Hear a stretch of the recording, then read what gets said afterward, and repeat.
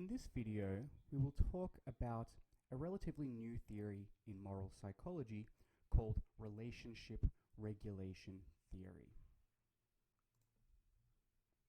The focus of this video will be social relational cognition and how it relates to moral psychology. In short, human beings are inherently social, and we are inherently social in an inherently relational way. We don't just seek social interaction, we seek relationships with potential relational partners, and we seek a variety of different relationships. The theory in question today argues that all of these human social relationships can be distilled or to some degree reduced down to four basic fundamental cognitive building blocks of how human minds understand and process social relationships. The theory goes on to argue that these cognitive building blocks also form the foundation of moral psychology. Morality is a social phenomenon, and if humans have four basic building blocks of social relational cognition, then it makes sense that these four building blocks should be relevant to human moral psychology. Here is an overview of this video. First, we will address background material, focusing particularly on how human beings are likely inherently social creatures compared to other animals. Then we will introduce relational models theory. In this theory, the psychology of social relationships is a fundamental feature of human cognition and human psychology in general.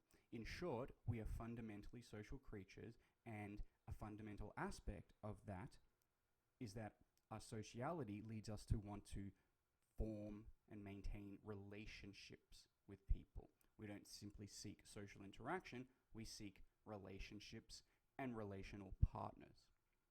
Then in part 3, we will introduce and describe the four particular relational models. Finally, we will explore relational models theory's updated version and application to moral psychology called relationship regulation theory.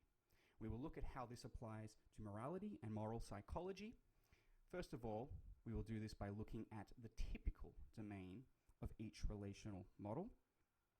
Then we will explore evidence that violence is actually, more often than not, motivated by moral concerns. Usually, people who commit violence think they are doing so with righteous cause. Finally, we will look at empirical evidence that supports this theoretical perspective on moral psychology. Now, a caveat is needed here. Because if we are saying that violence is usually morally motivated, this may sound like we are condoning violence. This is not the case at all. The authors of this theory, and myself included, are all abhorred by violence in all of its forms, and we seek ways to reduce violence throughout the world in all of its forms. From a scientific perspective, we simply seek to understand human moral psychology and how human minds process information related to morality. If it turns out, from this scientific perspective, that the violence committed by human beings is usually morally motivated, in other words, if it turns out that when most of the time when people commit violence, they think they are doing the morally righteous thing, then this is a really important and fascinating and useful piece of evidence regarding human psychology. If we actually want to reduce violence in the world, then it is imperative on us to understand human moral psychology as it actually is, warts and all. In this first section, we will explore some background information regarding the inherent sociality of Homo sapiens. First of all, let's consider some other creatures. Reptiles, for example, crocodiles, alligators, or snakes. These are very, very primitive evolutionarily. They established advantages that facilitate survival very early on in their evolutionary history, and those advantages were so advantageous that they didn't really need to evolve much beyond that. They have, in the case of some snakes, venom or fast speed or the ability to sneak up on prey. In the case of crocodiles and alligators, they have thick hide, armory, if you will. They have speed, they can swim, they can survive on land, they have massive jaws that are very powerful, sharp teeth, and a very strong and vicious tail. They were very well suited to survival in almost any environment. So it's no wonder that they haven't evolved really at all since the age of the dinosaurs, if not before.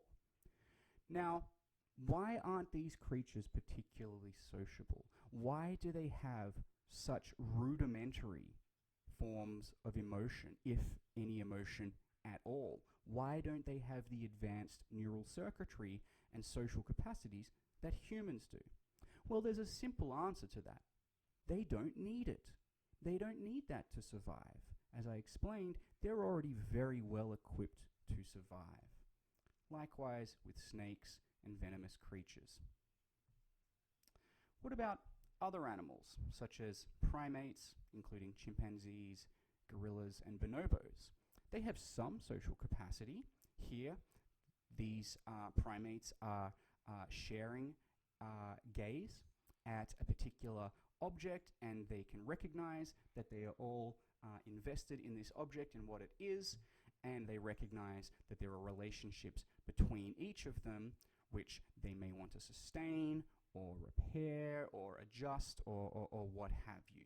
Clearly, there are social elements to the psychology of primates. They understand hierarchy, they understand reciprocity, they understand family relations and can recognize family from non-family just as easily as we can, and so on and so forth.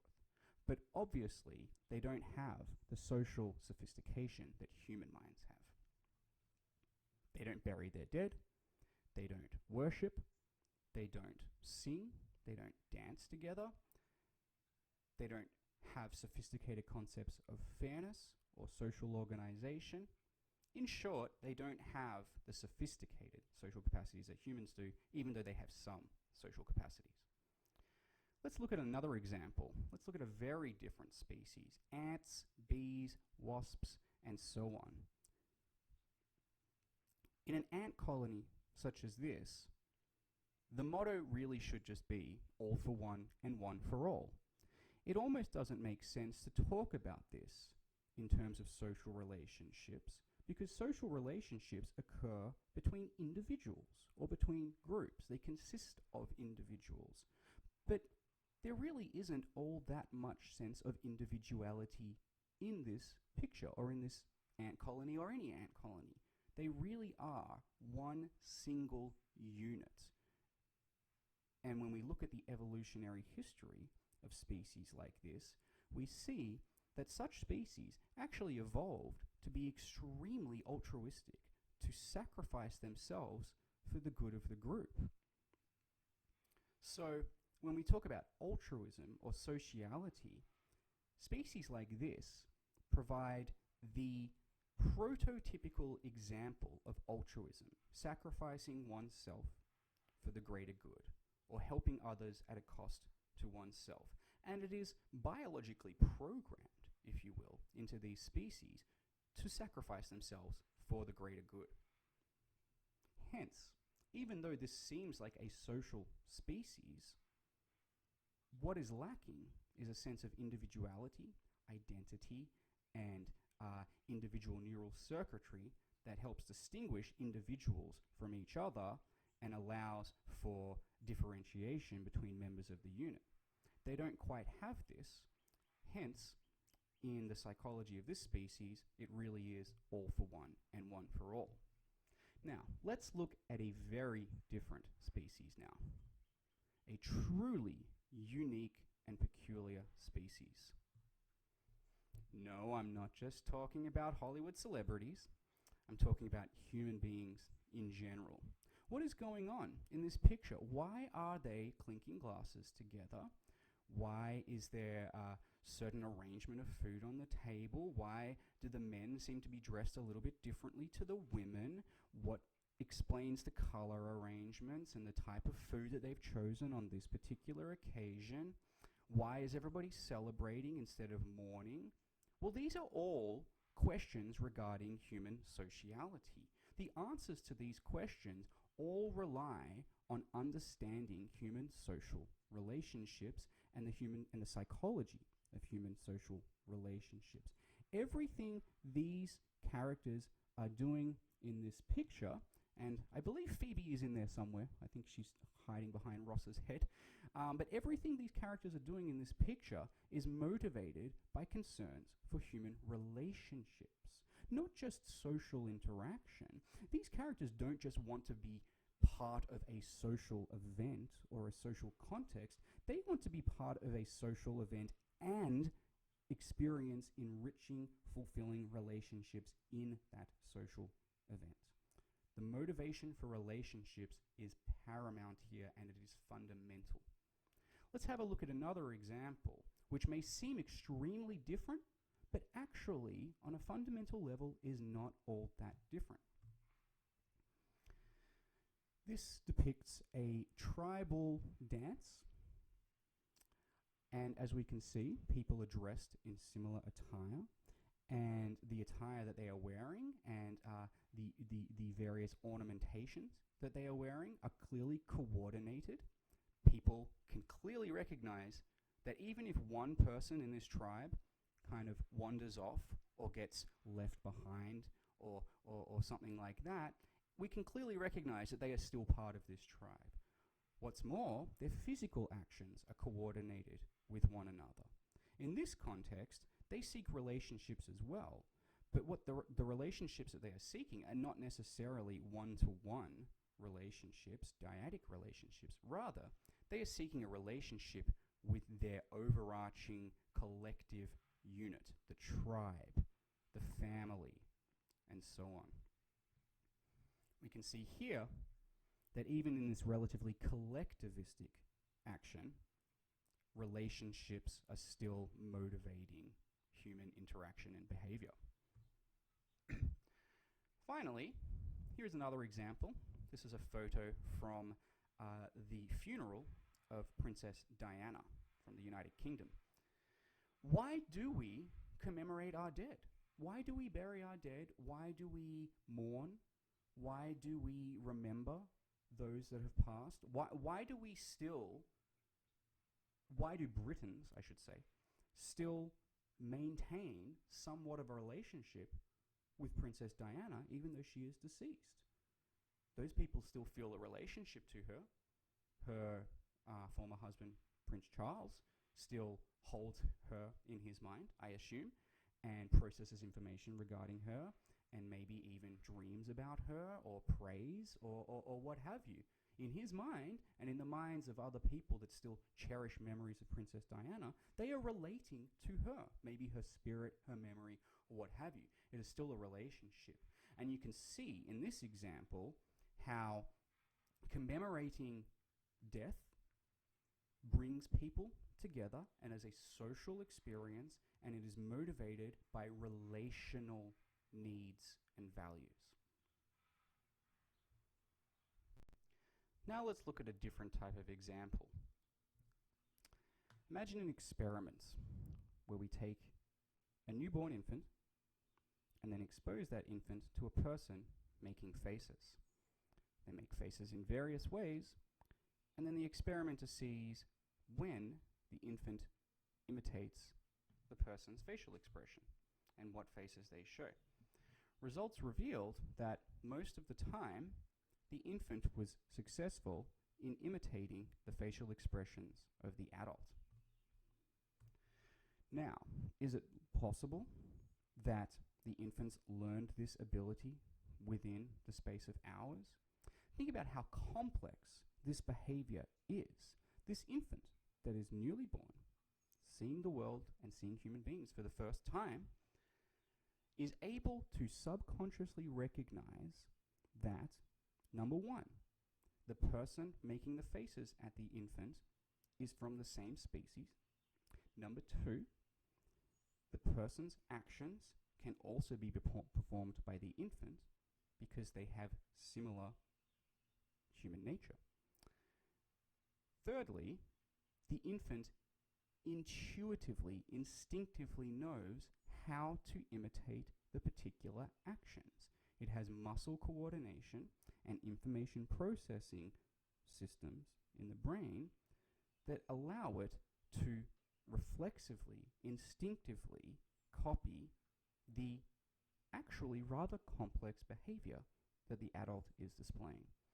This is incredibly unlikely to have been learned within the space of hours. It is much more likely that humans are born hardwired with inherent social capacities, including the ability to recognize that others' actions can be performed by oneself, the ability to mimic and mirror other people's actions. You may have heard, for example, about mirror neurons, and so on and so forth. This is an inherently complex phenomenon which these infants are able to do barely hours after being born. They didn't learn this, rather they came hardwired with this.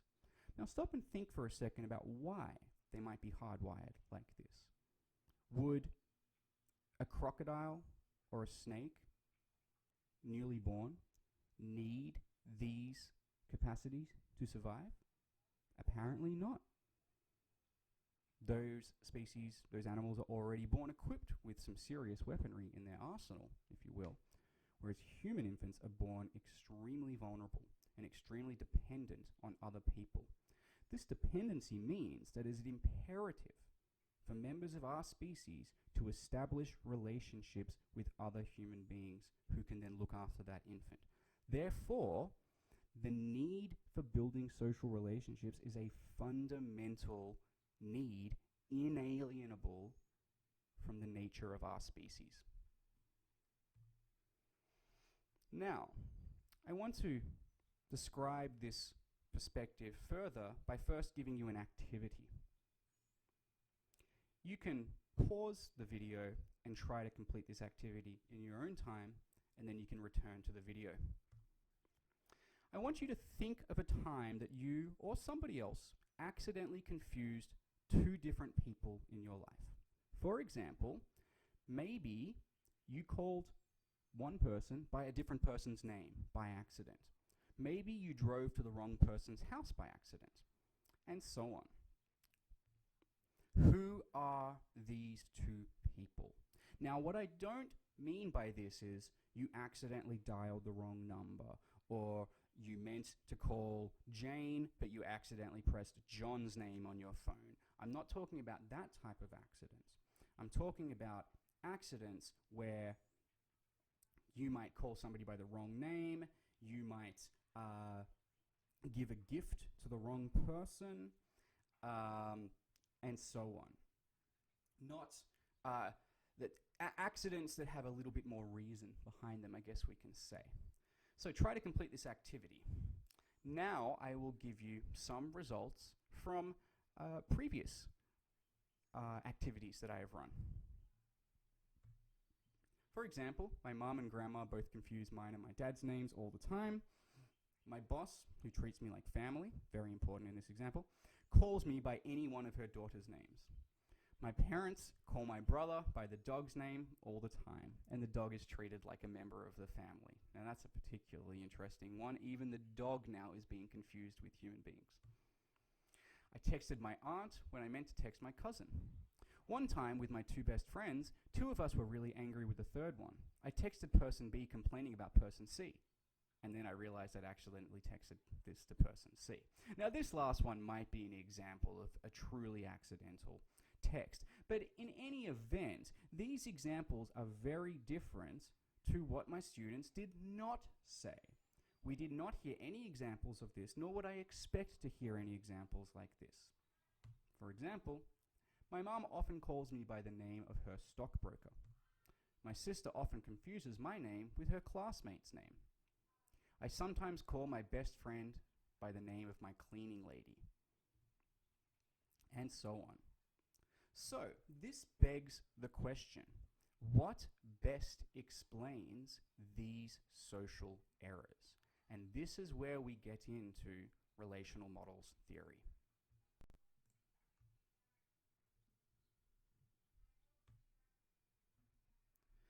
Relational models theory was developed by the cognitive anthropologist Alan Fiske. It was developed while he was a professor at the University of Pennsylvania, whereas now he is at the University of California, Los Angeles. In relational models theory, Fiske sought to answer a fundamental question. How do human minds process information about social relationships? In his theory, human psychology is intrinsically, unavoidably social, and moreover, it is intrinsically, unavoidably relational. We seek human relationships with each other. Moreover, there are 4 basic models, cognitively speaking, of social relationships. Now, when I say cognitive models, I mean models in the mind that process information. And they process information with reference to the structures and meaning of those models. Now, this may seem rather confusing for now, but rest assured that it will become much clearer soon. Eventually, we will talk about relationship regulation theory, which is a modern, updated version, somewhat, of relational models theory that applies the 4 relational models to understanding moral psychology.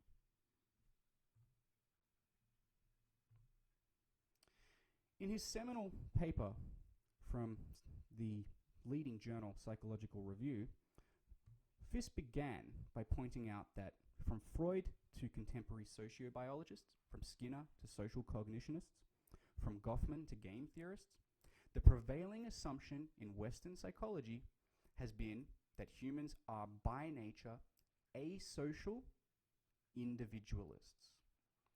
Fiske sought to challenge this prevailing assumption. He argued that people are fundamentally sociable.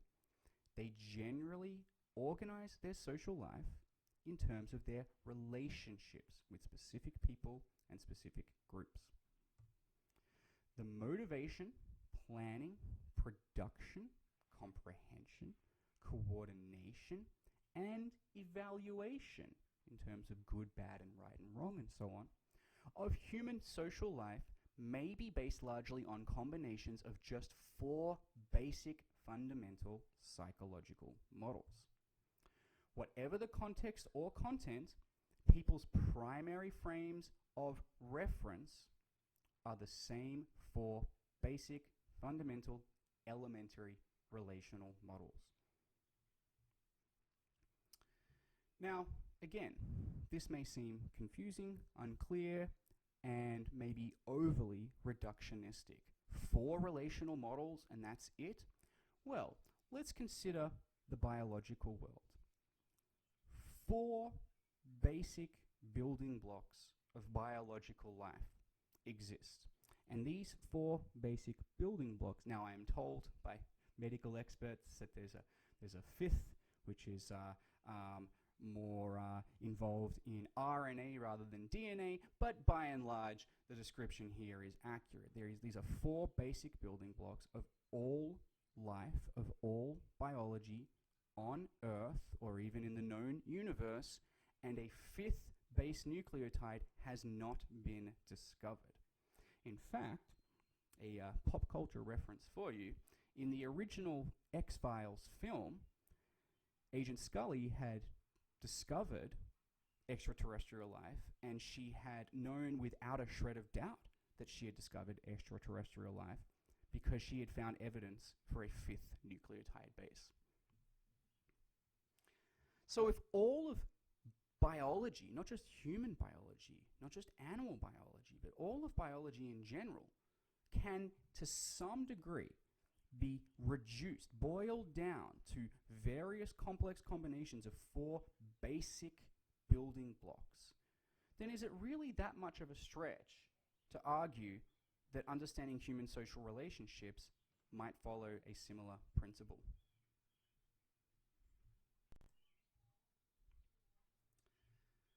Under relational models theory, there are 4 fundamental psychological models of understanding social relations. And these are called communal sharing, authority ranking, equality matching, and market pricing. These are the names that Alan Fiske gave to the relational models in the late 1980s.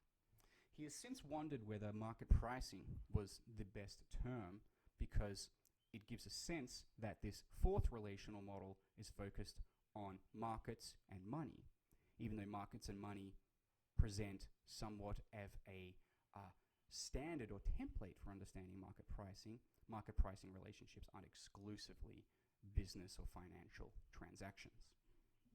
Now, before we go into these 4 relational models and describe their contents, let's return to the activity that you completed earlier, recalling times when you misnamed people or you confused 2 people.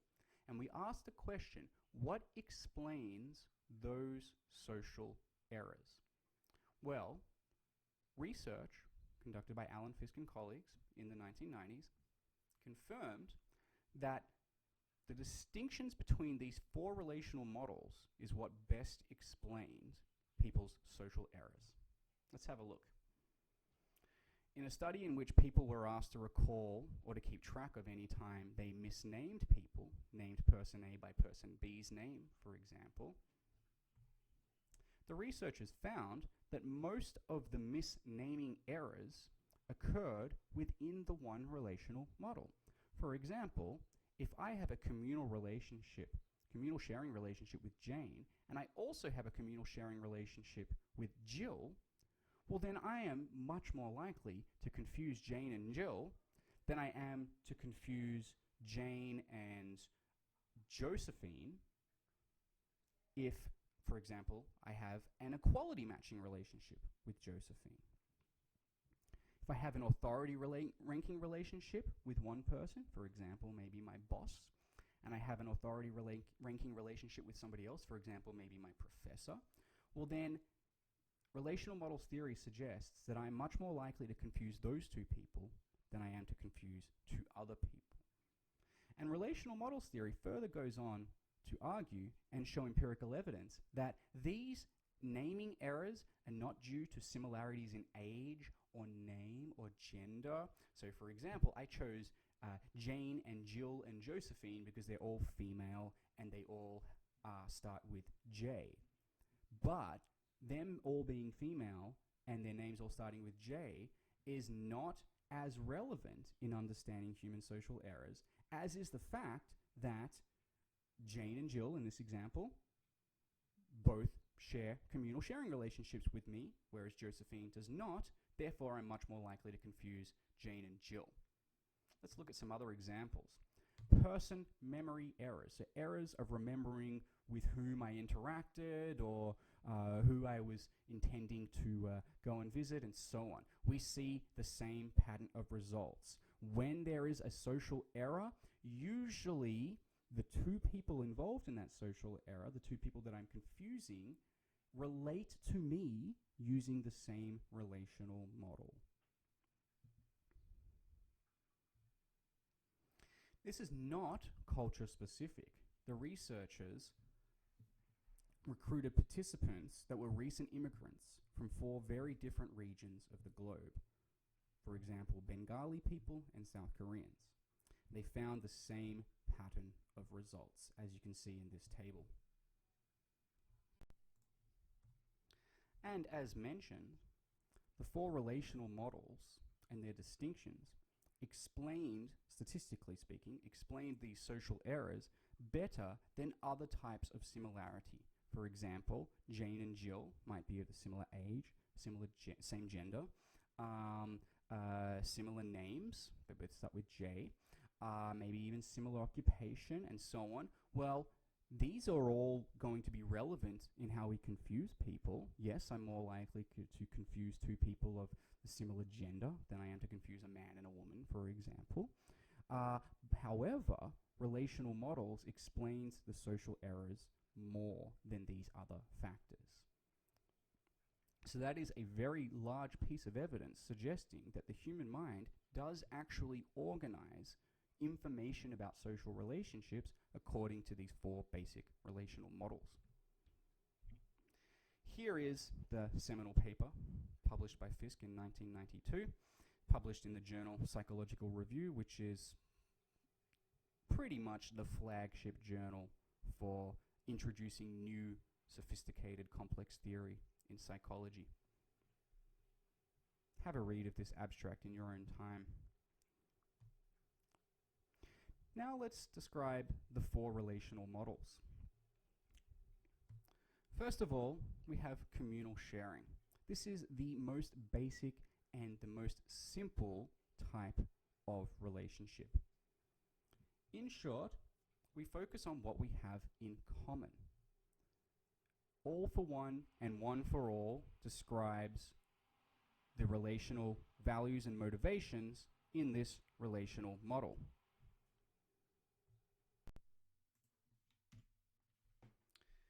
Key values here include belonging, solidarity, empathy, and above all, unity.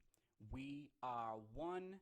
We are all in this together. There is no you and me, only we, and so on.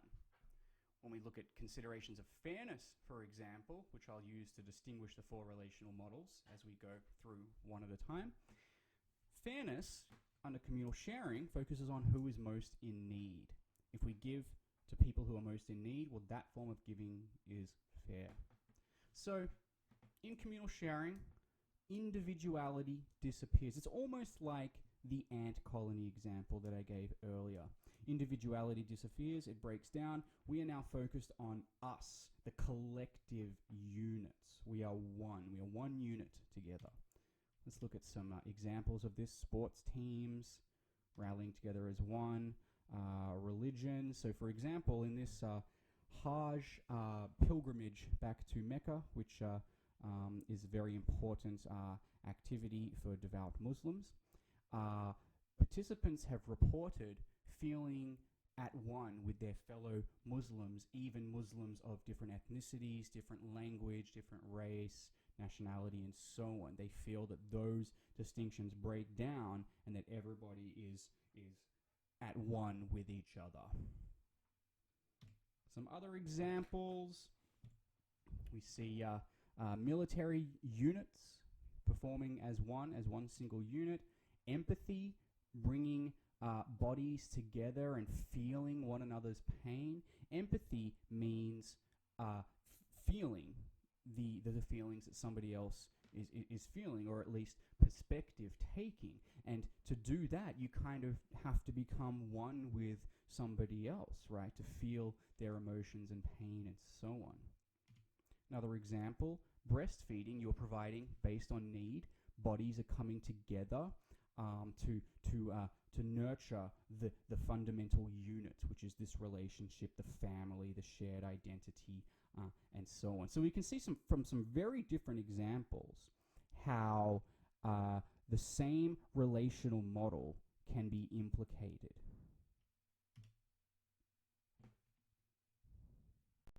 The second relational model is called authority ranking.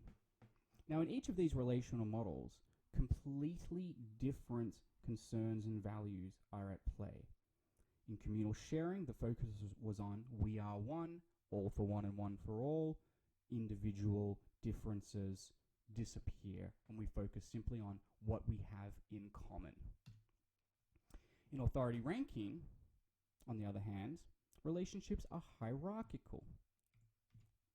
Leaders are supposed to protect, guide, discipline, and provide order and structure and knowledge and wisdom, for example. Subordinates are supposed to respect, defer, and follow orders. We see this in various relationships. Parent-child is another example. When we consider fairness in this relational model, we ask, well, who is higher in rank? Now, hierarchical relationships are pretty intuitive and easy to understand. We can see this in the executive branch of the American government. We can see this in relationships between professor and student. We can see this in relationships of power and dictatorship. We can also see this in relationship with the past, and with tradition, and with the great leaders and generations that have come before us. We often look at history hierarchically, as if history is above us, looking down on us. The third relational model is called equality matching. In this type of relationship, relationships are structured based on balance and evenness. So for example, the saying, you scratch my back and I'll scratch yours. If you scratch my back and I don't scratch your back, well then there is an imbalance, and that imbalance will not be rectified until I scratch your back.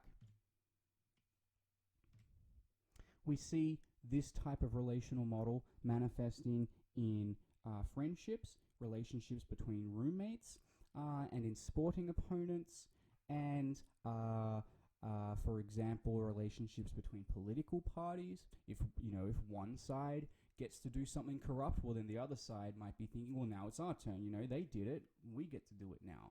And we won't achieve balance until we have gotten away with doing something corrupt. So we see it in a variety of domains. Now, the type of fairness in this relational model is pretty obvious and intuitive. Equality, equal rights, equal outcomes, and that sort of thing. So some images to help illustrate this relational model. We see, equality in terms of rights and the equality of human dignity. We see it in playing games because it's turn taking. It's back and forth, tit for tat, right? You don't get 2 turns to my 1 turn. Or if I'm your professor and you're my student, that doesn't mean I get to take 2 turns for your 1 turn, or vice versa, right? Hierarchy doesn't matter here. There is no hierarchy in this context. A sporting contest or a game like this is always going to be based on equality matching. We have to take turns. That's what is fair. Likewise, starting a running race, usually you don't go based on a handicap, for example, and let some runners start further out in front than others. No, we all start at the same spot. We all have equal opportunity. So here are some examples of the equality matching relational model. Finally, we have market pricing. Now, this is the most complex relational model, and this is the relational model that we can say almost definitely other animals do not understand or experience. They don't understand ratios, they don't understand mutuality or proportionality. So in this type of relationship, you get out what you put in, and you seek to establish relationships with other people, knowing that you want to get some advantages and the other person gets some advantages, and the only way you are going to get what you want is to make sure the other person also gets what they want. So a classic example of this is a basic market interaction. Let's say you're haggling over a price. You're not going to haggle and get the price too low because you don't want to offend the other person, and you know that they're not going to sell it to you for too low a price. Meanwhile, they don't want to rip you off, hopefully they don't, because they want you to come back. They want you to have enjoyed and valued the market experience because they want your continued business. So they are incentivized to give you a price that you like, and they're not actually incentivized to rip you off most of the time. So when this happens, we see a healthy market pricing relationship where both sides benefit from the interaction, but the main reason that they continue with that interaction is because they want self-benefit. So it's selfishness, I guess, that is manifest in a mutually beneficial exchange. If both people are selfish but they recognize that each other is selfish, well then they are actually going to try to accommodate each other's needs. Now I want to give you an example of this type of relationship from the animal kingdom. Now when humans engage in this relationship, we're consciously aware of it. When animals engage in this relationship, they do so really out of millions of years of evolution that have structured their ecosystem in such a way that they have mutual relationships with each other and with other species. You'll see from this example what I'm talking about. In this example, the crocodile would surely be incentivized to chomp down on that bird, and the bird would surely be incentivized to not venture into the mouth of the crocodile. However, we see this example over and over again.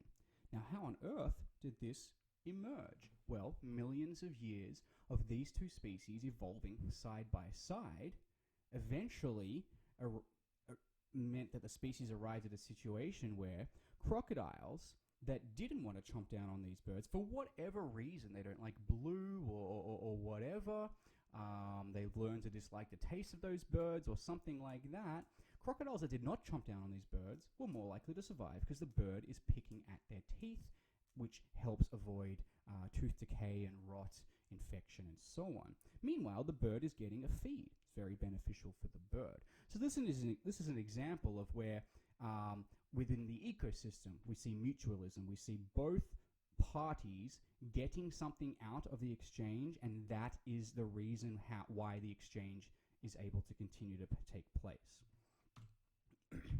Here's another example, obviously not a real example, but it illustrates what we are getting at. This is different to the equality matching relational model. A lot of people confuse equality matching with market pricing. In market pricing, we're not interested in equality or balance or sameness or tit for tat. We're simply interested in fit.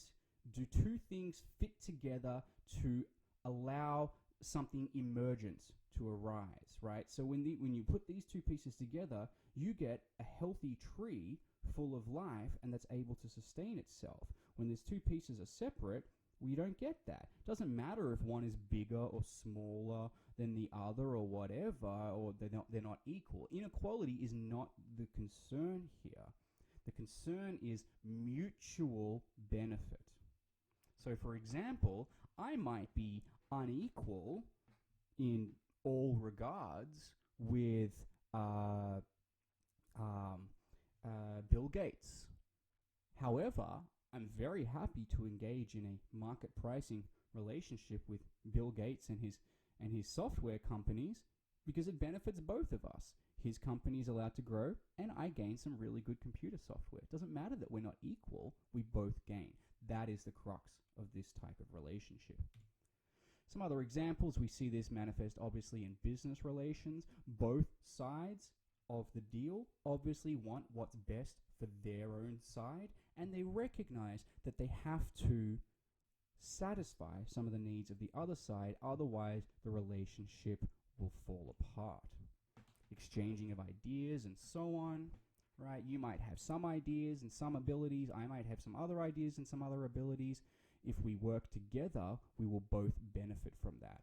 But, for example, if I'm working on a project and you really don't have anything to contribute to that project, you don't have any skills or knowledge beyond what I have, well then there's no point in me engaging in that market pricing relationship with you. I don't need your skill set, I'm not going to benefit from it.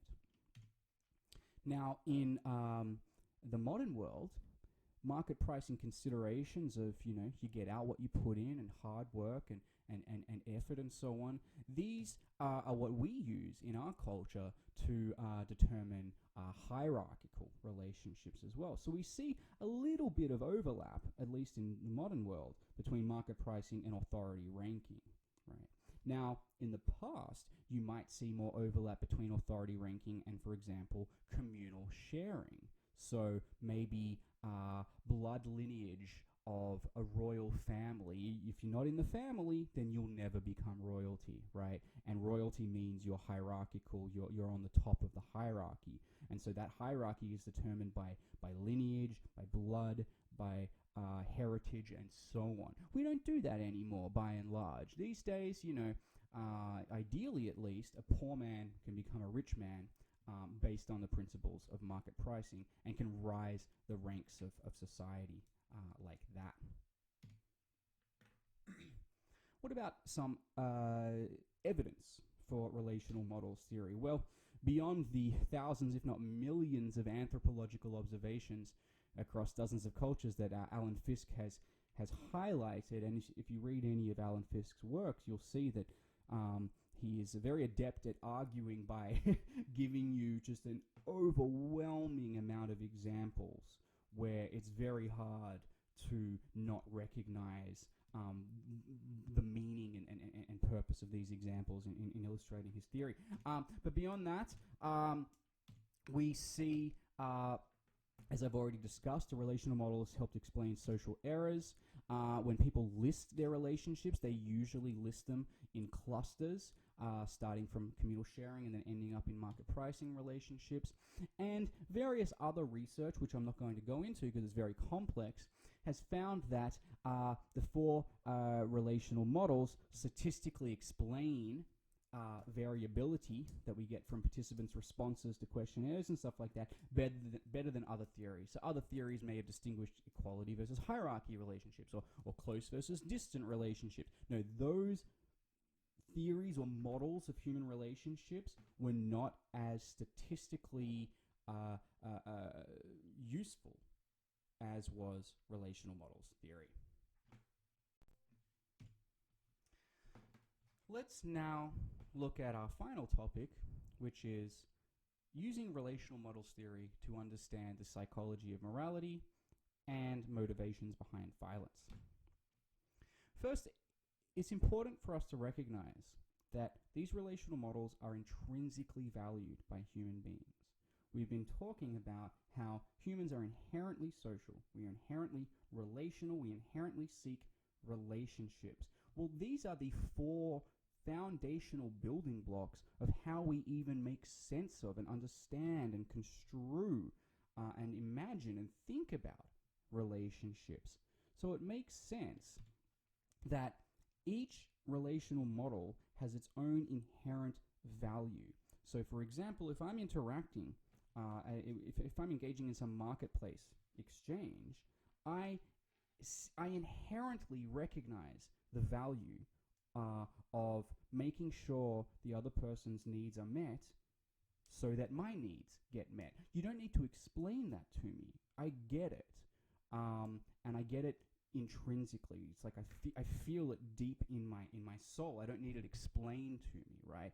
You don't need to explain to me hierarchical relationships or why it's a good thing that a professor has more responsibility and entitlement than a student, or why parents have more responsibilities but also more liberties and freedoms than children do, right? That I get that. It's very clear and obvious to me, and I see inherent value in children following the lead of their parents, or children paying attention in class and following the rules and stuff like that, right? There's inherent intrinsic value in these relational models, and we don't need them explained to us. We understand, yes, equality, balance, there's inherent value in that. Doesn't need justification. It doesn't depend on culture, time, or location, or any other factor. These relational models, being such inherent basic building blocks in the human mind, they are eternal. They exist in all cultures, and they will always be relevant to human social psychology. They have inherent purpose and value, right? Communal sharing, recognizing that I may be one with somebody else, right? Having a communal sharing relationship with my wife or family or platoon unit or sports team, right? You don't need to explain to me the value of feeling one with these people. I find inherent value in that action. We can't just switch these relational models off. They're always at work. Can we switch off depth perception? Can we switch off a part of the brain so that we no longer care about family anymore? Of course we can't do this. By the same token, we can't switch off these relational models. They are always at play. So this tells us something about moral psychology. Other theories propose that moral psychology is about, for example, developing reasoning abilities and eventually recognizing universal moral laws. Or maybe moral psychology boils down to whether we perceive harm and how much harm we perceive. Or maybe, as according to moral foundations theory, moral psychology is all about evolved instincts. Or maybe moral psychology is about judging actions, this is related to the first example I gave, regardless of the context of those actions.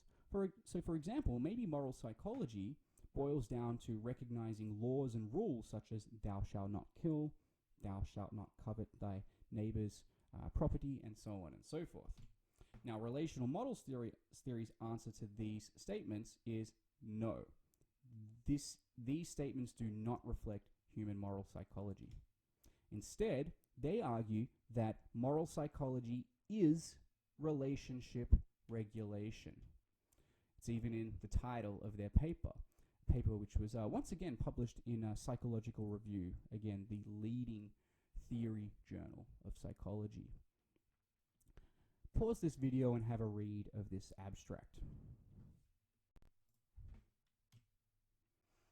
Now, the authors have also since published a book called Virtuous Violence, where they argue that most human violence is actually motivated by a sense of moral righteousness.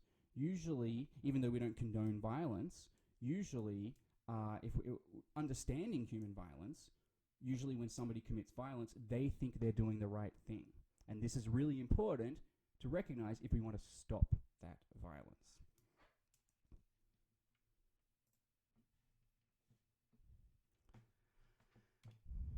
So, under relationship regulation theory, we don't simply judge actions. Actions are not abstractable from their context. Actions mean something based on their relationship to the surrounding context. That might be a little bit unclear. Let's explain that in more detail. We judge whether actions or methods of relationship regulation are appropriate or not. Any action under this theory can be judged as right or wrong. And ultimately, our moral judgment of right or wrong doesn't depend on what action was committed, but rather it depends on how we make sense of that action within the social relationships in question and how they wish to regulate them. For example, punching somebody in the face seems really wrong to me, unless it's in a boxing ring, in which case I guess, that's pretty normal. That's not right or wrong. It's just part of the game, right? The action of punching somebody in the face is not what we are judging. We are judging that action within a social context and how that action lines up with the expectations of the relational model in question. So, for example, let's take even heinous acts like murder or torture. If somebody were to say, I would definitely go back in time and kill Hitler or Pol Pot or Stalin, well, I would say, hey, good for you. I would do the same thing, right? I mean, maybe you wouldn't do it, but still, you can at least understand that for a lot of people, the notion of killing these brutal dictators who went on to kill millions and millions of people, it's actually a good thing to kill them, right? Well, even if you disagree, you can understand that some people feel this way, right? And so in their heads, that act of murder was actually a good thing in this particular example. Now, we're not defending any immoral action in this video or in moral psychology in general. Again, we are simply trying to understand how human minds process morally relevant information. Let's return to the example that I've touched on throughout the lecture, which is fairness. When we look at communal sharing relationships, fairness is determined by who is in need. For example, we can draw from the classic line of Karl Marx, from each according to ability, to each according to need. Authority ranking relationships look at fairness in terms of rank. You may have heard the line, seniority is just out of concern for our YouTube overlords, I will try to avoid curse words. But, the oldest employee gets the biggest office, right? The longer you've been at a company, the more entitlements and benefits and support and so on you deserve. So, or another example, think about, siblings, and they're fighting over who gets to sit in the front seat. Often it's the oldest child that gets to sit in the front seat. he's the oldest, he deserves it, right? Or maybe you say this kid is the youngest, he deserves it, and the older kid sits in the back. Doesn't matter, because in both situations, the parent is using authority ranking to determine what is fair. Either the higher ranked deserves to sit in the front, or the lower ranked deserves to sit in the front. Either way, it's looking at rank and hierarchy to determine fairness. If the parent was looking at communal sharing, for example, the parent would be using a completely different metric for determining fairness. They wouldn't look at age or anything like that. They would look at, for example, well, who needs to sit in the front? Maybe the youngest gets car sick easily and does better sitting in the front. Therefore, it's fair to let the youngest sit in the front. And I don't even care about age. It just so happens that the youngest is the one that gets car sick, right? Equality matching focuses on balance and equality. We can think of the line, and justice for all, right? Everybody included, we're all equal. Or to go back to that, sitting in the front seat of the car example, maybe the two kids take turns. That would be using equality matching to arrange fairness in that scenario. And then we have market pricing, where we look at inputs and outputs and ratios and so on. You get out what you put in. So maybe if a child wants to sit in the front seat, well, who got the best grades that week? Who helped mummy and daddy out with the most chores that week? They deserve to sit in the front. So with these examples, you can see that when we look at things like fairness, or harm or violence or whatever, these terms don't have fixed meanings. And what they mean depends on the social relationship in question, and more fundamentally, depends on the relational model in question. Another example of how relational models can apply to morality, we can look at the different relational models that undergird different political philosophies and means of organizing society. Communal sharing is the basic relational model of communism. Workers of the world unite. Internationalism, right? Let's all be one world, one globe. Imagine there's no borders, as we hear in the John Lennon song, Imagine. That is a communal sharing or even communistic perspective. Fascism as well. Fascism and communism are actually extremely similar, which we fail to remember since World War II. But here we see the fascist symbol. These are the fasces, as they called them, which a fasces is like a bundle of sticks. And the idea is that any community consists of individual people, much like, a forest consists of like, you might have like individual sticks, but you can bundle those sticks together, just like you can bundle people together, so that there's no more individuality. It's just one bundle of sticks, one union of people. So communism and fascism share that perspective on collectivism and anti-individualism. Some examples of authority ranking. Well, fascism is also extremely hierarchical, more than communism is. Feudalism was very hierarchical. Confucianism, the underlying philosophy of China for the last, I think, 2,000 years even, very hierarchical.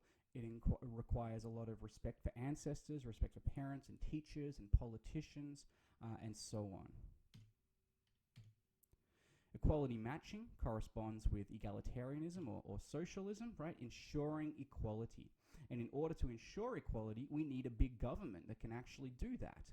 And so that's where you get left-wing arguments for government expansion and government that can set rules and make sure people are equal and so on. Finally, we have market pricing, which corresponds with capitalism.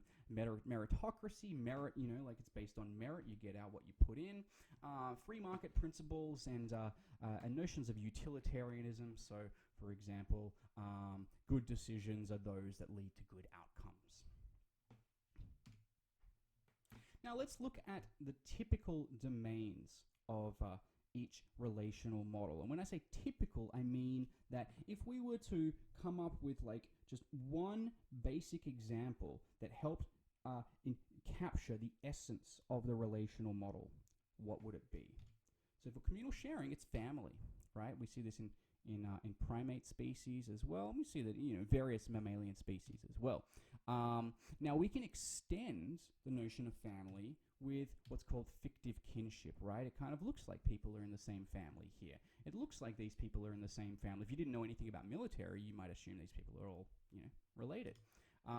Soccer teams is another example, of sports teams, right? We establish a fictive sense of kinship, right? We call our teammates brothers and sisters, and we refer to brotherhood and so on. Motherland, right, for our nation, motherland or fatherland, and so on and so forth.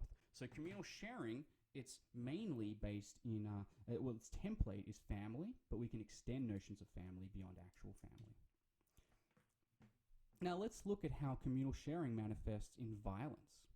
The moral priority of communal sharing mindsets is to establish unity between different people. So we want the circles to kind of be bundled together like this. We don't want individual circles standing out. Now, any one member of this unit could undermine the unity of the unit. So for example, imagine, we were all on a successful basketball team or something like that, or softball team or whatever, and then one person decided they just didn't really care anymore. They weren't going to try hard, they weren't going to train. That person's behavior affects the entire unit, right? And so you might have a mind to either, school that person about their work ethic or get rid of them, kick them off the team. That's something that happens all the time because that individual is bringing down the overall unit.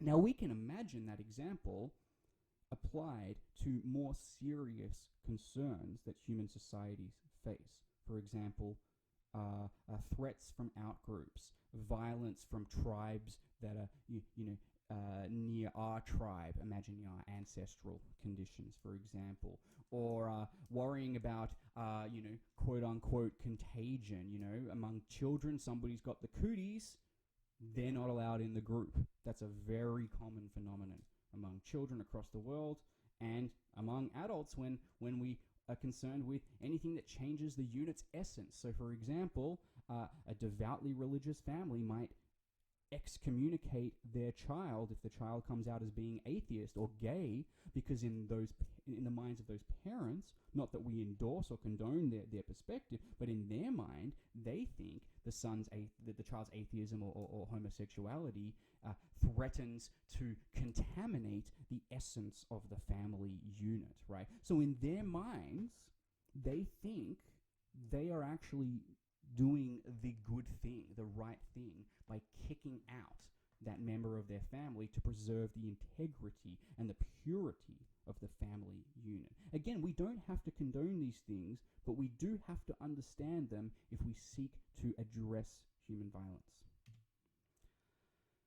Now, under the relational model of communal sharing, we are concerned with purity, with the essence of the unit. We want it to remain integral and to remain pure and unadulterated and unaffected by outside forces or inside forces. So, for example, and I apologize for this graphic video, but if you have gangrene, then it is good to sever the limb on which the gangrene exists, right? It is good to cut off these feet. In another example, it is good to saw off the leg of this monarch, right? It would, in any other context, you're committing violence on this monarch, and they didn't have anesthetic back then or anything like that, right? It's an incredible amount of pain that this person is experiencing, but he's experiencing it willingly, and the people sawing off the leg are doing a good thing. They are removing the gangrenous limb before the gangrene spreads. Now, the motive for violence under communal sharing is exactly the same as this, but imagine that instead of this one monarch's body with various limbs that could get infected, the body, so to speak, is the community, and the community consists of various individual limbs or organs of the body namely individual human beings. And any individual could pose threats to the integrity and purity of the overall unit. Let's have a look at some examples. And now, warning, these are horrifying examples. They are not pleasant. We do not condone them, but we should seek to understand them. So, under communal sharing, we can see motives for honor killing, for example. Let's read an excerpt from Ryan Fisk's paper. In 2006, Zahra al-Adzal was kidnapped and raped near her home in Damascus, Syria. Following her safe return, her older brother stabbed and murdered her in her sleep. In response to this killing, Zahra's family held a large celebration that night. So they actually celebrated not only the death of their daughter, but the murder of their daughter, and beyond that, the murder of their daughter by their son. They celebrated this. In their mind, they are now reintegrating themselves with the larger community. In their minds, as foreign and strange and harmful and callous as we might see it, in their minds, they believe that the rape of their daughter allowed a contamination into their community. It wasn't even her fault, right? But it's not your leg's fault that it gets gangrene. That's the mentality here, right? It doesn't even matter that it wasn't her fault or that she doesn't deserve to die. What matters is the community to these people in their minds. The community is what matters. The community has experienced an incidence of a violation of its essence, of its purity, and the only way to restore the purity and integrity of the unit is to remove the foreign element. Another example, abandoning a friend in need who might threaten to drag down the group. It's hardly a pleasant example, of course, but it's something that happens. You may have experienced it in high school or something like that. And much more extreme example, genocide, and we see metaphors of viruses and vermin for outgroups and so on, right? I mean, people who commit genocide, it's scary to admit this, but they think they're doing the right thing. For example, the Hutu, wherever they are, must have unity and solidarity and be concerned with the fate of their Hutu brothers. The Hutu, inside and outside Rwanda, must constantly look for friends and allies for the Hutu cause, starting with their Hutu brothers. They must constantly counteract Tutsi propaganda. The Hutu must be firm and vigilant against their common Tutsi enemy. This is an example of communal sharing motivation for violence. In this example, the Hutu, who subsequently murdered about 1 million of their fellow Rwandans, the Tutsis, in this genocide. And before that, the Tutsis had, performed their own atrocities against the Hutu. In this example, we see a communal sharing motive for violence. In their minds, in their perspective, in order to sustain the integrity and purity of the Hutu family, the Hutu people, we have to be vigilant against the Tutsi enemy who threaten to contaminate our essence, and they would call them cockroaches, for example. I already gave the example of families abandoning children, and so on. Okay, now let's look at authority ranking. Power hierarchies represent the typical domain of authority ranking. We see this in families, communities, and groups, and so on. So, for example, we see dominance hierarchies among primates, and the individual that's most dominant, or a dominant could be physical dominance, or it could be relational dominance. They're good at establishing relationships with people and smoothing over conflict and stuff like that. Well, they will rise to the top of the power hierarchy. We see this in social relationships in feudal times, right? The king and the nobles provide protection and whatnot, and the peasants provide work and food and so on. We see this in Hindu philosophy. We see this in Confucian philosophy. We see this in the modern workplace. And we see this in families. What we often forget in the West is that hierarchy isn't inherently bad, and it's also not inherently good. It's a social force. And some hierarchy we might think is good, and productive and beneficial, and other hierarchy we might think is bad and maladaptive and oppressive. But hierarchy in itself is not inherently a good or bad thing. Now let's look at some authority ranking motives for violence. Insubordination might warrant, corporal punishment, whipping, or a deprivation of food or something like that. Abuses of power. Let's flip the authority ranking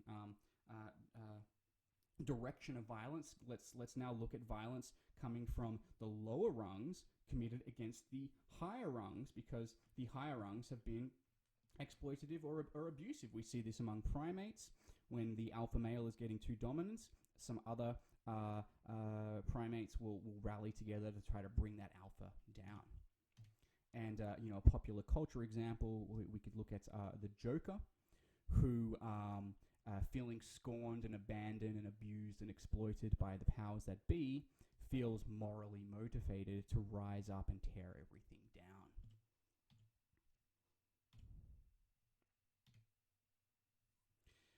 Let's look at some more evidence. Some research has shown that violence is judged as more acceptable if it is allowed by an authority.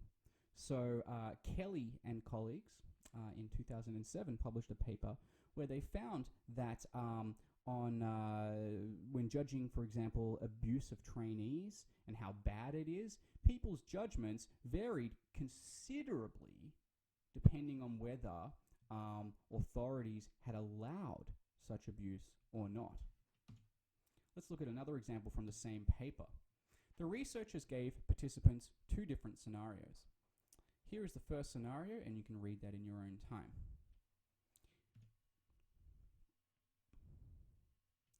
Here is the second scenario, and you can see the similarities and the differences between the two scenarios. By and large, they're very similar. Really, the only difference is the year. One was 300 years ago, one was 16 years ago. Participants were then asked, is it okay for Mr. Williams or Mr. Adams to whip the sailor? On a scale from 0 to 9, they had to then indicate how bad it was. Now, this was actually a within-subjects study. Participants responded to both scenarios, and there were a bunch of other scenarios thrown into the mix. Here are the results. People were much more likely to say the whipping was okay 300 years ago, and were less likely to say that whipping was bad in the 300 years ago situation. There is inherent recognition when we look at history that we used to be more hierarchical, and there used to be more serious punishment for abuses or for insubordination and so on. And so with that in mind, we just kind of intuitively judged the case of 300 years ago to be less bad. And as the theory goes, we do so because we recognize that there was more likely to be authority approval 300 years ago than in 2004. Now let's look at equality matching. The typical domain in which equality matching can be found is in relationships of exchange or balance. So sporting contests, competitions between political parties, turn-taking in games, and so on. So here's an example, and both frogs in this example very much want the other person to keep going back and forth, because if the other person stops going back and forth, well, you might end up stuck on the seesaw. So balance and equilibrium are important. We see evidence of equality matching in primates, reciprocity and tit for tat, you scratch my back and I'll scratch yours, and so on. Now here is a really interesting example of equality matching in play. The anthropologist Malinowski travels to Melanesia, which is a collection of islands in the Pacific Ocean. And he discovered this Kula ring. And he discovered that, and I'm quoting now, men canoe long and dangerous journeys across open seas to give people on other islands jewelry that has no practical value. the recipient of the jewelry is considered the temporary owner, but can lend it briefly to anyone. Sometime later, the recipient makes a return journey to give back another piece of jewelry of equal value. Soon, this person takes the original jewelry he received and passes it on to another person on another island, continuing the endless cycle. Now, why on earth would these people have established this network of exchange? The thing they're exchanging is not even important. It has no material value. It's not useful. It's not functional. It just looks pretty. That's all. Why would they have felt any motivation at all to establish this practice? Well, arguably, they find relationships of tit for tat and exchange and reciprocity and balance inherently valuable. They didn't need to concoct complicated justifications for this behavior. They, just like us and any other human being in the history of our species, inherently values relationships of equality and reciprocity because millions of years of evolution have honed our species into subconsciously, intuitively recognizing the importance of equality matching and reciprocal relationships. Now stop and think for a moment. What benefit do these people gain from this peculiar and dangerous practice? Well, after a moment, you might realize that the answer is quite obvious. It helps keep peace. If they're engaged in this ongoing cycle of exchange of not even important, materially important goods, but what's important, the only thing that is important for these people really at heart is the equality matching exchange. It's my turn to now take this jewelry to the next island. And then it'll be that island's turn to take it to the next island, and so on. As long as that process continues, then the islands have more scope for maintaining peace because they are actually engaged in some sort of relationship. Doesn't even really matter if the relationship is built off this meaningless inanimate object, which doesn't really have much function. That doesn't matter. What matters is the relationship, and anything that can be used to constitute that relationship. Maybe they discover a biro pen in the modern time, and they decide, okay, let's exchange that. Doesn't matter. It's the point is they are exchanging, they are interacting in a relationship, and that is itself self-sustaining, and that helps them keep the peace. So we can see equality matching relationships manifest not just in one-to-one relationships, right? I played the first chess move and now it's your turn, or I served in tennis the last game, now you serve. We see equality matching not just in these one-to-one dyadic relationships, but we also see it in relationships between networks of individuals, or in this case, networks of islands. Now, what about equality matching and violence? Well, the clearest example that we can use to explain the role of equality matching and violence is eye for an eye vengeance. Let's look at this example, and you can read this in your own time. We see notions of eye for an eye justice throughout human history in all cultures. It is a very common concept of justice, of retaliation, and of cleaning the slate, and establishing balance and equality. And you can see in this example on the right how the motive for violence here was balance.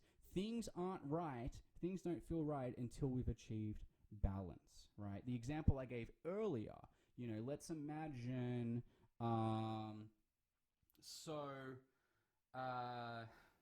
when Mitch McConnell of the Republican Party in 2016 and fellow Republicans refused to give a Senate hearing for Obama's nominee to the Supreme Court, Merrick Garland. They refused to do so. They claimed it's an election year and so on and so forth. Well, this will surely motivate Democrats to do something in a tit-for-tat manner, Subsequently, what's interesting though is that the Republicans thought that they were responding in a tit-for-tat manner, seeing the growth of democratic power and seeing Harry Reid, the leader of the Senate during Obama's first term, as using the so-called nuclear option and so on. The Republicans thought, well, hey, they're getting away with all of this, dirty politics. How are we going to survive alongside them and keep up with them if we don't retaliate? We have to balance. We have to balance the slate, and we have to get things back on even terms. Well, the problem is with this type of mentality, this type of tit for tat back and forth, is that it's just like the chicken or the egg scenario. We all forget who started it. And if somebody asked you, well, then of course you would say, well, they started it. That side started it. But really, we all forget who started it to begin with. And now all that matters is that we're engaged in this ongoing cycle of tit for tat and reciprocity. Just like the ongoing cycle of reciprocity in the Melanesia example, but now with violence or with corruption or wrongdoing and finding moral justification behind that. So that's equality matching. Now let's look at market pricing. Well, the typical domain would be proportional exchange, mutuality in relationships, and this usually occurs in marketplaces.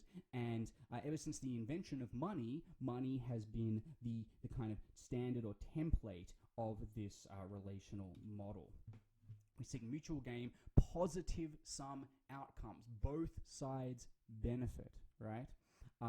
That is the beauty of this relational model, and when we unlocked this relational model, in for example, capitalism and in the Industrial Revolution and so on, the wealth of society just exploded because with this type of relational model, we are able to achieve mutual gain. It's no more zero sum anymore. It's no more if I win, somebody else has to lose. Now it's we can all win.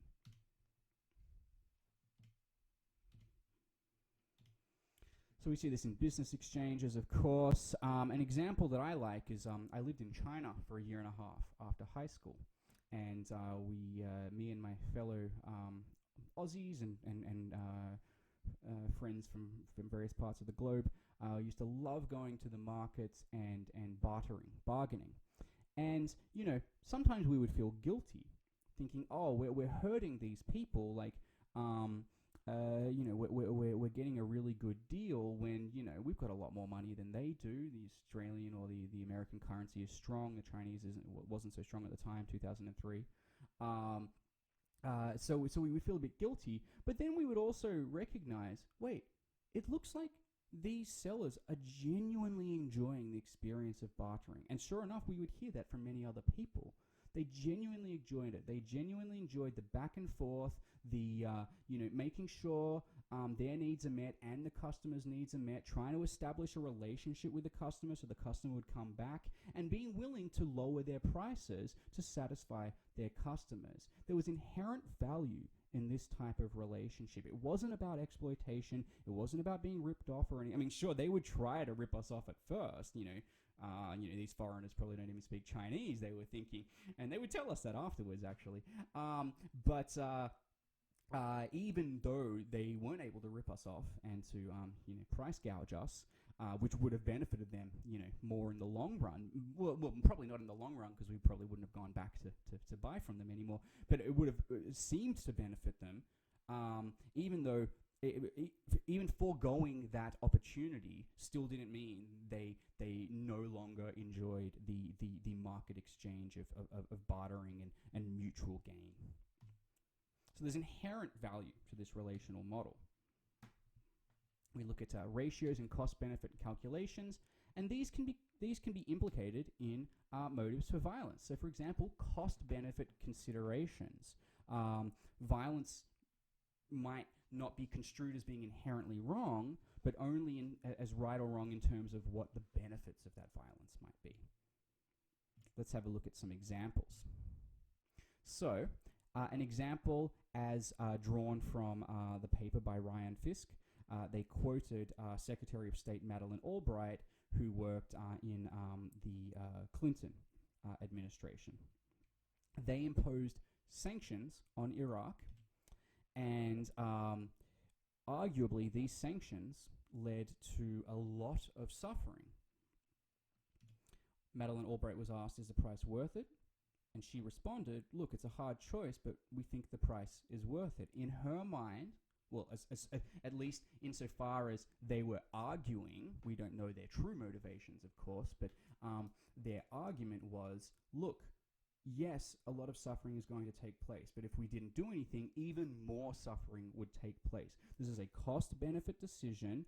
Our actions, yes, they're causing suffering, but if we didn't do them, there would be a lot more suffering. This is a cost-benefit decision. Our actions might seem like they're wrong because they're causing suffering, but they're actually right and good because they're leading to better overall outcomes.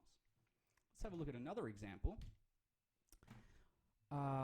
As you should all know, in 1945, the American president, Harry Truman, newly minted as president because FDR passed away just prior, his administration dropped 2 atomic bombs on Japan. This is the only time in human history that any nation has used atomic weapons against another nation.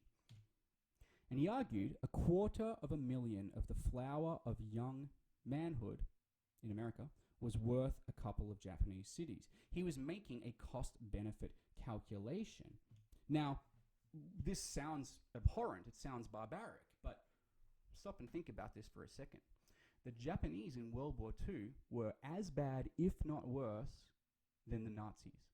They tortured, they maimed, they ran horrific biological experiments on Chinese subjects. They were fascists through and through, much like the Italians and Germans were fascists at the time. They had invaded and occupied all of these territories, as you can see on this map, and had caused just an immense, unimaginable amount of suffering.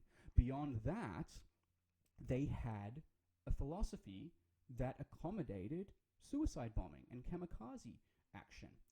And they had a philosophy in which anybody who surrenders had shamed themselves and their family in the face of their nation. And so Japanese fighters were extremely motivated and would never, ever give up. So in this context, the American government was faced with a difficult decision. If we invade these islands, and if we try to stop Japanese terror throughout the Pacific, well, you know, we could be embroiled in a war that lasts years and years because these Japanese soldiers are never going to surrender. And we'll end up losing, you know, thousands, hundreds of thousands of people. They'll end up losing hundreds of thousands of people. They might end up losing more people by prolonging the war. You know what? Let's take a cost-benefit calculation of this. It turns out that maybe if we drop a couple of nuclear bombs and we show the Japanese our capacities and our power, well, then maybe they'll surrender.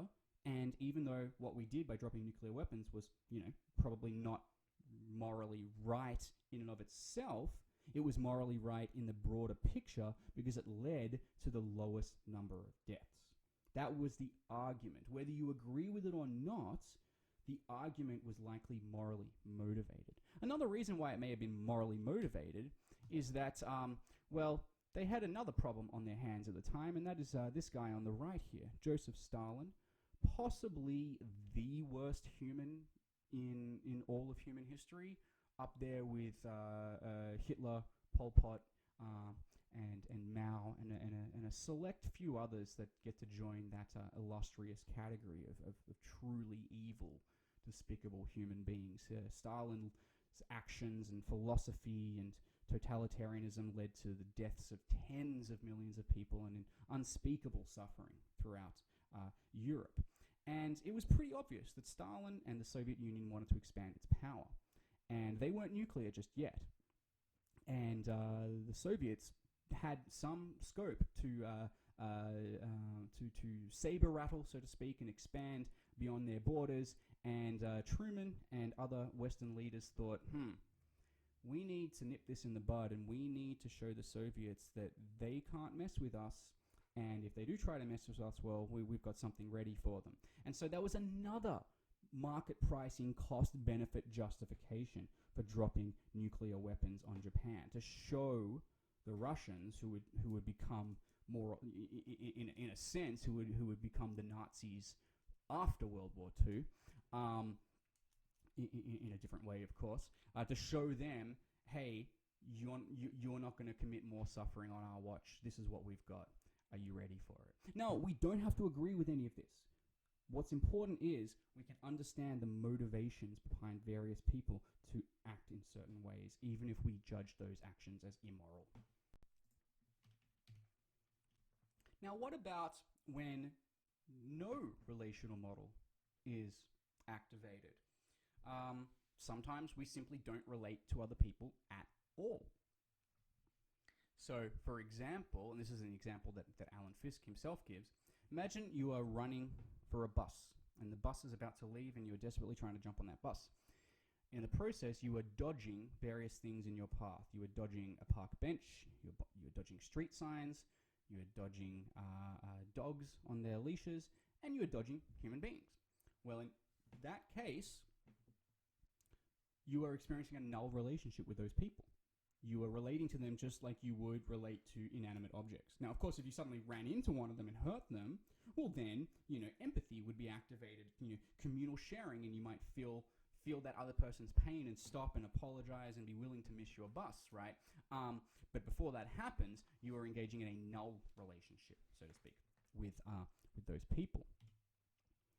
Now, when it comes to morality, if we sustain a null relationship attitude towards other people or other groups, well, people are treated merely as objects, tools that serve a purpose, or obstacles that get in the way, and this can lead to, exploitation, slavery, and genocide, and so on. So, even though we see certain dangers in each relational model, removing the relational models is definitely not the right approach. Now, finally, let's look at some recent empirical evidence to support relationship regulation theory. There are some papers by yours truly, published a few years ago, which kind of, skimmed the surface of relationship regulation theory. And in this research, I tried to look at how relational models intersect with the 5 moral foundations. But I don't want to talk about that research. I want to talk about much more important, much more impressive research that has recently emerged from a couple of Turkish scholars. This is published in the Journal of Personality and Social Psychology, which is a very eminent journal. So just pause for a second and read through that abstract. I'm going to continue now. So in their paper, first of all, they found that bad actions were judged more harshly when they were committed in interpersonal relationships, and the interpersonal relationship element was emphasized, right? So, in one scenario, you might flick your own ear, another scenario, you might flick someone else's ear, and then in the third scenario, you flick a particular person's ear. The relationship is specified and just made a little bit more salient in the participant's mind. Well, here are the results, and as you can see, when we compare, regardless whether the violations were harmful or, disgusting and impure, there was a very clear, significant difference between the means. So you look under M, those columns, between the means of the non-relational condition and the relational conditions. Another finding, the relational model distinctions, so the distinctions between the 4 relational models, predicted variability in moral judgment better than did the harm versus purity distinction. So they gave participants a bunch of scenarios, and you can read these in your own time. As you can see, some scenarios are harmful and some are impure. And then among those scenarios, some involve a communal sharing violation, some involve an authority ranking violation, and so on and so forth. They found that the distinctions in the leftmost column were more important than the distinctions between harm versus purity in understanding participants' variations in their moral judgment. A third finding: people are less harsh in their moral judgments when the action in question affects other communities but not their own. So they gave they assigned participants to one of three conditions, as you can see here, and have a quick read of these instructions, and you'll see the different contexts that are activated in participants' minds. Basically, when people feel like their own relationships are at stake, they become harsher, more sensitive moral judges. So again, reinforcing the idea that relationship regulation is most fundamental when understanding human moral psychology. Another finding: when predicting why people vary in their moral judgments, which is basically what we're trying to do through and through with this research, perceived relevance of the relational model was more important than how much harm was perceived to have taken place. Here are their results. Without going into details about their methodology, we see that perceived harmfulness varies. See the x-axis, you've got the mean and then plus or minus one standard deviation from that. So there's variation along the x-axis in how much harm was perceived. But then you see the three lines representing the different degrees of how much people cherish the relational model in question. So let's just imagine that there was people varied in how much they cared about communal sharing, and they also varied in how much harm they perceived. Well, what predicts moral wrongness? Yes, perceived harm predicts moral wrongness. We see each of these lines, except for the lowest one, is significantly sloped upwards. So the more perceived harm, the more wrong it's judged. However, a much larger effect is evident when looking at the perceived relevance of the relational models. So if you cherish communal sharing and you see communal sharing as being violated by the action in question, that matters more to your moral judgment than does how much harm you perceive. So this is further evidence that the relational motivations and norms and standards entailed in each relational model have inherent value, and that inherent value is independent of whether harm was caused, whether somebody did something disgusting or unfair, or somebody was disloyal or whatever. No, at the crux of it, at foundation, what we fundamentally care about is the maintenance and construal of certain social relationships. Finally, one more finding.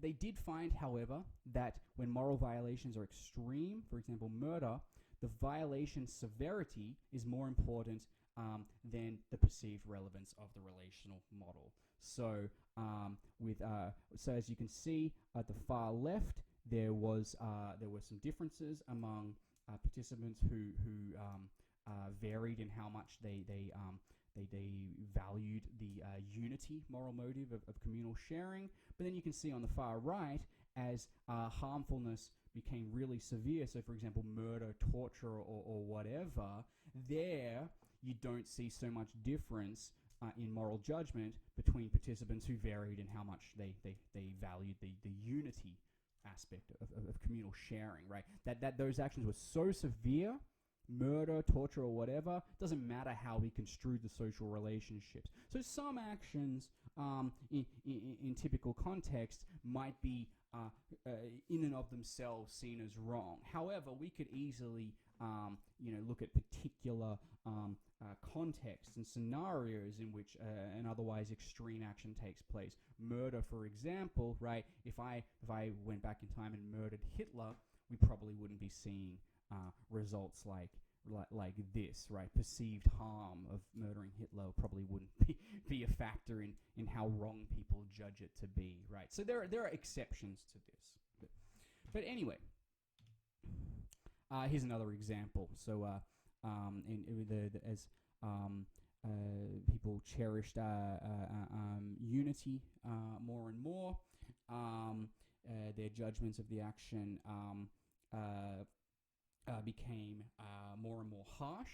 However, as the level of impurity increased, going up on the x-axis to the +1 standard deviation, the differences between participants who varied in how much they cherished the unity and communal sharing, the differences between them in the harshness of their moral judgments disappeared. They all judged the action as equally wrong, regardless of how much they cared about unity and communal sharing, because that action was just so bad, was just so impure and disgusting. So does seem to be there are some cases in which relational models don't matter quite as much as the severity of the moral violation.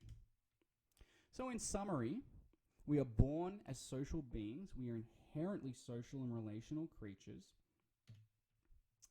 And all social relationships are built upon 4 basic models of social cognition.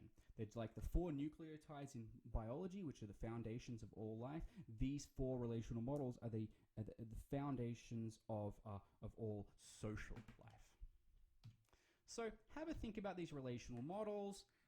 Maybe they each manifest in your life in very particular ways or in certain domains, right? You feel communal sharing with family, but not so much with nation or your university or whatever.